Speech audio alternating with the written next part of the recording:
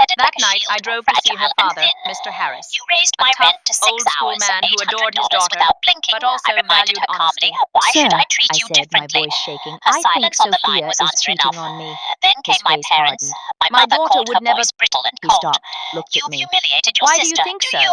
Know what I you've told him done to this everything. family's The late reputation? nights, the gym trips, I let the her man in words the hang in house. the air before He went answering. silent. Then Do he you said know what something you I did didn't to me? expect. All those years you Daniel, stood by while she if she is belittled me, betraying while she you, treated I me want like a to see it burden with my instead of own blood. eyes.